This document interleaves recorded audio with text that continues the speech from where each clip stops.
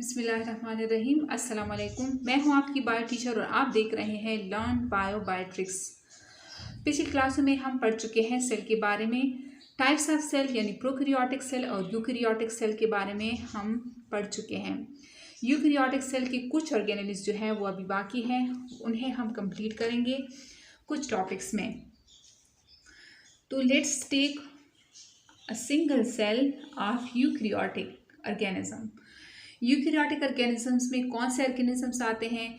जितनी भी प्रोटिस्टा हैं, जितनी भी फंजाई, प्लांटे और animalia, they all have eukaryotic cell. उनकी बॉडी किस चीज़ की बनी होती है? यूकैरियोटिक सेल से। So what is eukaryotic cell? Eu का मतलब है ट्रू। यूकैरियोटिक सेल, यू का मतलब है ट्रू और कैरियोटिक का मतलब है ट्रू न्यूक्लियस। ट्रू न्यूक्लियस का क्या मतलब है? मेम्ब्रेन बाउंड ऑर्गेनेली होती है इनके अंदर, जिसे हम क्या बोलते हैं? न्यूक्लियस। ये थोड़े से मॉडिफाइड होते हैं इस कंपेयर टू प्रोकैरियोट के, थोड़े से ज़्यादा मॉडिफाइड होते हैं इस कंपेयर टू प्रोकैरियोट के। इनके अंदर मेम्ब्रेन बाउंड ऑर्गेनेलीज होती हैं। अब ये हमने लिया एक यूकैरियोटिक सेल, इसके अंदर है न्यूक्लियस और ये क्या है? This is endoplasmic reticulum. Endoplasmic reticulum की टू सरफेस होते हैं। कुछ पे राइबोसोम्स लगे होते हैं और कुछ जो है वो ऐसे ही स्मूथ होते हैं। जो जिन पे राइबोसोम्स लगे होते हैं उसे हम बोलते हैं rough endoplasmic reticulum, RER, rough endoplasmic reticulum. और जिन पे राइबोसोम्स नहीं लगे होते उनको हम बोलते हैं SM यानी स्मूथ एंडोप्लाज्मिक रेटिक्यूलम। S मतलब स्मूथ और E मतलब endoplasmic reticulum. Rough endoplasmic reticulum का जो काम है वो ये है कि वो प्रोटीन्स बनाएंगे, यहाँ से प्रोटीन्स बनेंगे, दीज आर प्रोटीन्स। और स्मूथ एंडोप्लाज्मिक रेटिक्यूलम का जो काम है वो क्या है? वो लिपिड्स बनाएंगे, यहाँ से ऑयल, विक्सेस, यानी ये स्मूथ है और स्मूथ चीज़ें बनाएंगे यानी लिपिड्स बनाएंगे। तो यहाँ से ये प्रोटीन और लिपिड्स ऐसे गोलों में पैक होके जाएंगे। इन गोलों को क्या बोला जाता है? वेसिकल। These are vesicle. ये वेसिकल के सामने एक और ऑर्गेनेली होती है जिसका नाम है Golgi body. This we call Golgi body. Golgi body का फंक्शन क्या है? ये जो लिपिड्स और प्रोटीन इसमें से एंटर करके जाएंगे, ये वेसिकल यहाँ आके इसके साथ मिल के इसमें से प्रोटीन और लिपिड्स यहाँ आ जाएंगे। तो ये प्रोटीन और लिपिड्स ये और मॉडिफाइड हो जाएंगे, यानी अगर इसने कार्बोहाइड्रेट ने मिलना है प्रोटीन से तो वो ग्लाइकोप्रोटीन बना लेंगे, या अगर किसी लिपिड ने मिलना है कार्बोहाइड्रेट के साथ तो वो ग्लाइकोलिपिड्स बना लेंगे। तो यहाँ से ये मॉडिफाइड होके फंक्शनल फॉर्म में आके इसके ट्रांस साइड पे ये यहाँ से वेसिकल की फॉर्म में बल्ज आउट हो जाएंगे। और इस जो गोल्जी बॉडीज के वेसिकल्स होते हैं उसमें मॉडिफाइड प्रोटीन और मॉडिफाइड लिपिड्स होते हैं। दीज आर वेसिकल्स, लेकिन ये गोल्जी बॉडीज की वेसिकल्स हैं। अब जो गोल्जी बॉडी से वेसिकल अराइज होती हैं उसमें से कुछ जिसमें प्रोटीन्स और मॉडिफाइड लिपिड्स होते हैं, वो सेल के बाहर जाके जहाँ पे हमारी बॉडी को इसकी ज़रूरत होती है वहाँ पे ये ट्रांसपोर्ट कर जाएंगे। लेकिन कुछ वेसिकल जो है वो मॉडिफाइड होके इसी सेल में से मॉडिफाइड होके क्या बना लेंगे? वैक्यूल और लाइसोसोम। कुछ लाइसोसोम बना लेंगे और कुछ वैक्यूल। अब ये चारों ऑर्गेनेली जो है ये सिंगल मेम्ब्रेन बाउंड ऑर्गेनेलीज हैं। Endoplasmic reticulum, Golgi body, vacuole और लाइसोसोम, दीज 4। और इस चारों को क्या बोला जाता है? एंडो मेम्ब्रेन सिस्टम, क्योंकि ये एक मेम्ब्रेन सिस्टम सा बनाते हैं। इनके फंक्शन एक दूसरे से रिलेटेड होते हैं तो इनको हम सिस्टम में लेते हैं, एंडो मेम्ब्रेन सिस्टम। आई बात समझ में। अब जो हमारा मेन टॉपिक है वो है वैक्यूल के बारे में। So let's start about vacuole. What is vacuole? Vacuole को सबसे पहले एक साइंटिस्ट जिसने लिविंग सेल देखा था, जिसका नाम है Anton von Leeuwenhoek.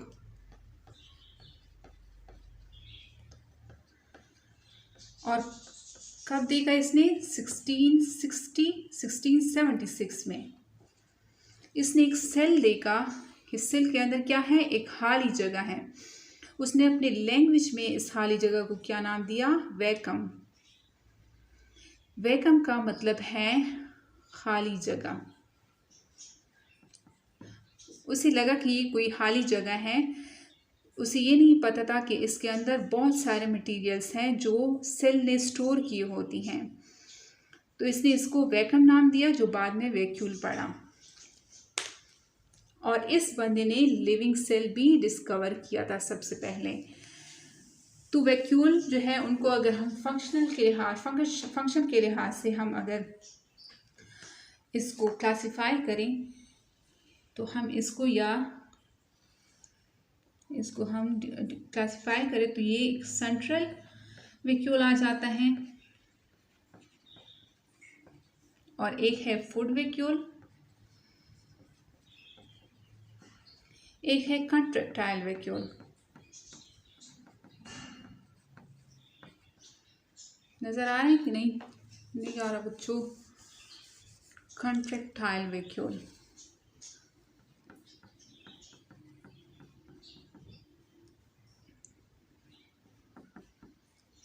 Vacuole central vacuole में हम एग्जाम्पल लेते हैं प्लांट का। ये हमने लिया एक cell, this is plant cell, this is cell wall, ये है सेल वॉल,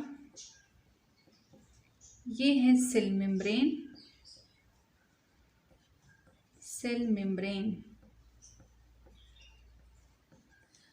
इसके अंदर क्या होता है? इसके अंदर एक बड़ा वैक्यूल होता है। प्लांट के सेल के अंदर एक बड़ा वैक्यूल होता है, जैसे कि ये इसने तकरीबन सेल का 90% हिस्सा जो है इस वैक्यूल ने कवर किया होता है। 90%। अच्छा, ये जो मेम्ब्रेन है, जो सेल की मेम्ब्रेन है, उसको हम बोलते हैं सेल मेम्ब्रेन। और जो वैक्यूल की मेम्ब्रेन होती है उसको हम क्या बोलते हैं? टोनोप्लास्ट। बच्चों याद रखो ये टोनोप्लास्ट। अच्छा, ये जो न्यूक्लियस की मेम्ब्रेन है उसको हम, ये न्यूक्लियस यहाँ पे है, इसके साथ एंडोप्लाज्मिक रेटिकुलम, गोल्जी बॉडीज।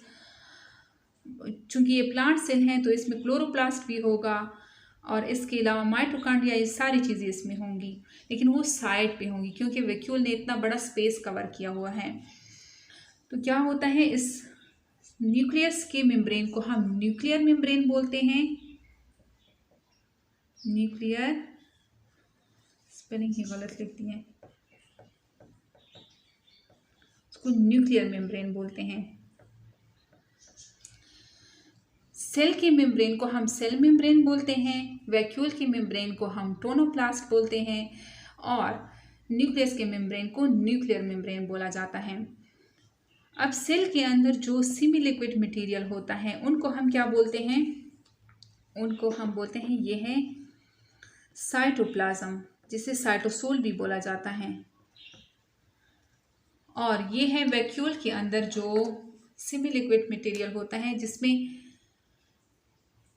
ये सेमी लिक्विड नहीं, ये लिक्विड मटेरियल जो होता है वैक्यूल के अंदर, इसको हम क्या बोलते हैं? इसको हम बोलते हैं cell sap. This we call cell sap. और न्यूक्लियस के अंदर जो मटेरियल होता है उसको हम क्या बोलते हैं? न्यूक्लियोप्लाज्म। न्यूक्लियोप्लाज्म और साइटोप्लाज्म को मिला के प्रोटोप्लाज्म का वर्ड बनता है। बच्चों इसमें कंफ्यूज नहीं होना। तो सेल सेप का जो पीएच होता है, pH of cell shape is about 5.5, जबकि साइटोप्लाज्म का pH कितना होगा? ये न्यूट्रल होता है, 7 होता है। अच्छा, आप इस वैक्यूल में क्या होता है, ये क्यों इस तरह होता है? इसने जो चीज़ें स्टोर की होती हैं वो हम यहाँ पे लिख लेते हैं कि इसने क्या कुछ स्टोर किया होता है। यहाँ पे लिख लेते हैं, यहाँ पे स्पेस है। Storage of vacuole, storage material लिख लेते हैं। स्टोरेज मटेरियल ऑफ वैक्यूल, इसने स्टोर क्या होता है? आयंस, कुछ आयंस होते हैं जो ये स्टोर कर लेते हैं, जैसे कि पोटाशियम आयन, क्लोरीन आयन, इसके अलावा भी और होती हैं। सेकंड वन इज ऑर्गेनिक चीज़ें इसने स्टोर की होती हैं। थर्ड वन इज अनऑर्गेनिक चीज़ें इसने स्टोर की होती हैं। ये डस्टबिन है और बहुत बुका है, सब कुछ अपने अंदर लेके आता है। और फोर्थ नंबर पे जो बहुत इम्पॉर्टेंट है वो है एंथोसायनिन। एंथोसायनिन जो है वो एक पिगमेंट होता है। This is anthocyanin. ये वाटर सॉल्युबल पिगमेंट होता है। बाकी जितनी भी पिगमेंट्स हैं जैसे कि कैरोटीनॉइड, ज़ेंथोफिल, कैरोटीनॉइड्स, क्लोरोफिल, ये सारी जो है उसके लिए अपनी चीज़ें होती हैं, उसमें स्टोर होती हैं और वो लिपिड सॉल्युबल होते हैं। लेकिन ये जो है एंथोसायनिन जो है वो वाटर सॉल्युबल है और ये कहाँ पाया जाता है? वैक्यूल में स्टोर होता है। वाटर सॉल्युबल होता है और ये वैक्यूल में स्टोर होता है। जैसे कि फूल की पत्तियाँ जो है वो, कुछ फूल की पत्तियाँ जो है वो पर्पल कलर की हमें नज़र आती हैं।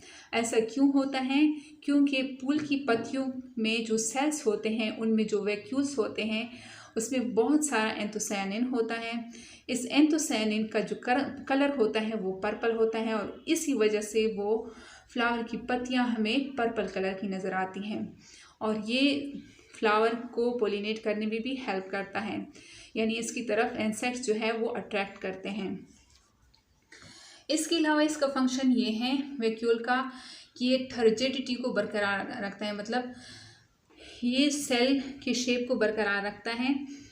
ये सेल जब टर्जिड होता है तो इसके स्टोमेटा ओपन और क्लोज होते हैं, अगर ये इसमें भी हेल्प करता है। Turgidity of cell, opening of stomata and closing of stomata, इनमें वैक्यूल का बड़ा हाथ होता है। So next one is food vacuole. Food vacuole में क्या होता है? फूड वैक्यूल की अगर हम एग्जाम्पल दें तो वो हम लेते हैं अमीबा को। अमीबा इज यूकैरियोटिक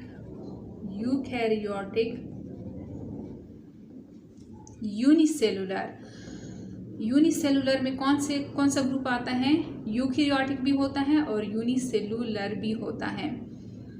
इसमें आते हैं प्रोटिस्टा का हम एग्जाम्पल ले रहे हैं अमीबा।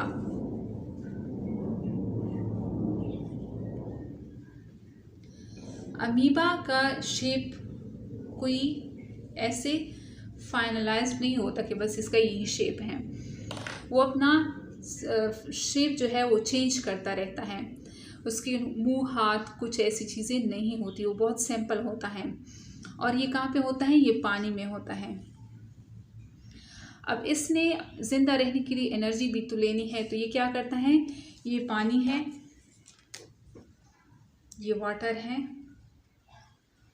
वाटर में से कोई फॉरेन फूड पार्टिकल आया, ये है food particle, this we call food particle. Food particle को ये क्या कर लेता है? अपनी इस प्रोजेक्शन को बढ़ा के इसको अपने अंदर, अपने बॉडी के अंदर ले आता है। जैसे ये, इन प्रोजेक्शंस को क्या बोला जाता है? जैसे हाथ को ऐसे करके अपने अंदर ले आता है, इनको बोला जाता है सोडोपोडिया। तो ये आ गया इसके अंदर। इसके बॉडी में क्या होते हैं? इसके बॉडी में फूड वैक्यूल होते हैं, ये है फूड वैक्यूल। अब ये पार्टिकल जो है फूड पार्टिकल, ये इसके अंदर जाएगा और यहाँ पे एंजाइम्स होंगे, ये इनको क्या कर लेगा? डाइजेस्ट कर लेगा। अब थर्ड नंबर पे है कंट्रैक्टाइल वैक्यूल।